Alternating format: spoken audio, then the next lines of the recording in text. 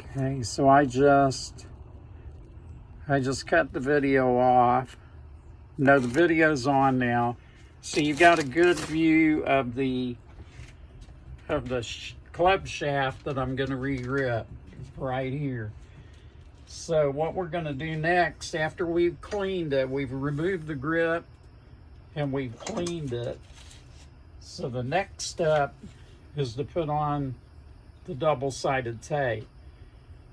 Now this tape is provided in the kit, and I am going to start removing the blue side, and I am going to actually remove half of the white side. It's split in two. If you try to remove them both, you're going to lose control of the tape. Okay, so you just remove one. The white strip is what keeps the tape flat. If you remove both of them, it's going to start curling up on you. So I'm going to go ahead and just peel the corner of the white strip that I left on there so I can get to it easily. And I'm going to leave about 1/2 inch of the tape past the end of the club. There's a good reason for that, and I'll explain it in a minute.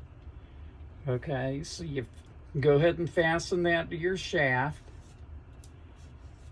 And once you got that fastened, now you can remove the other half of the white and it'll stay flat because it's on the shaft now. See how that curled up? That's how your tape would have curled up. So what I'm going to do is just wrap that tape completely around. I'm going to go ahead and pull the blue backing off of it. Look at it curl up now. Just wrap it totally around. And the two ends are either going to meet or they're going to overlap, depending on how big around that club shaft is. Okay, got that curled up a little bit. Of course, I have no fingernails, so you want to be careful. That can be mashed down.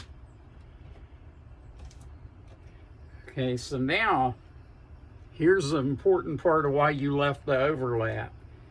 You want to twist that overlap the same direction that you wrapped it. Just twist it a couple times and push the end in. That keeps water from getting in because all of your grips have a hole in the end of them. And if you store your clubs upright or have them upright and it's raining, it's going to get water all the way up into your shaft. It's not a good thing. So you actually twist your tape after you that's why the 1/2 inch overlap, you twist it, push it in the end, and now water is not going to be able to get in there. Okay, so what I'm going to do now is I have a container somewhere that I need to put underneath this shaft to catch excessive solvent. So let me stop the tape for a minute and I'm going to locate that container.